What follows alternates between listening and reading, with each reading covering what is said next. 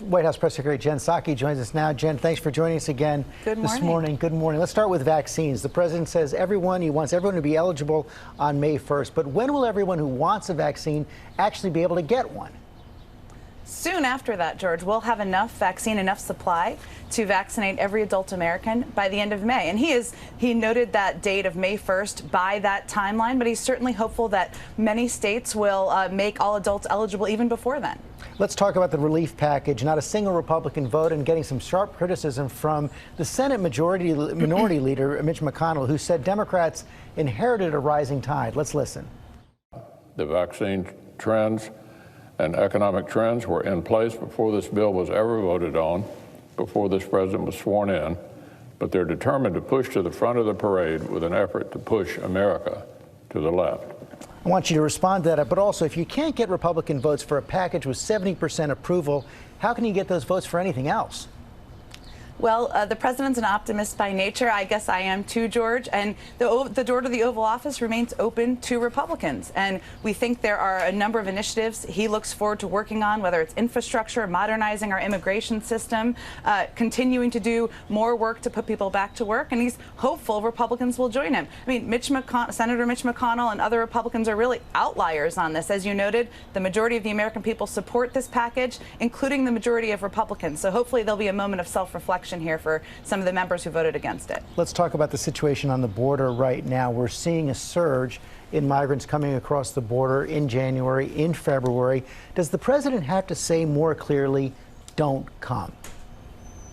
He is very focused on conveying the message, George, as you noted, that now is not the time to come.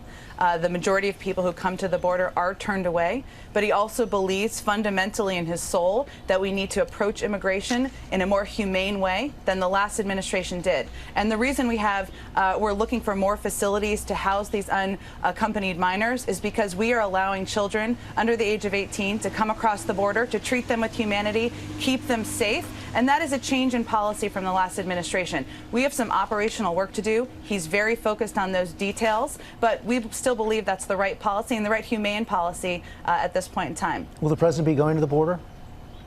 I don't have any trips to announce for you. He has a bunch of trips next week, of course, to Philadelphia, to Atlanta.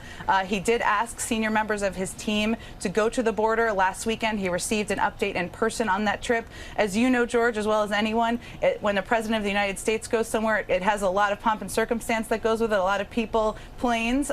He's certainly mindful of that, but he wanted details from the ground. He wanted to see pictures. He wanted them to give him an update, and that's really got him focused on the operational specifics of how to address the challenges we're seeing at the border. Finally, I want to ask you about Governor Andrew Cuomo here in New York. He's losing support quickly. Prominent Democrats are calling for him to resign. They've begun impeachment proceedings as well. Does he still have the president's support?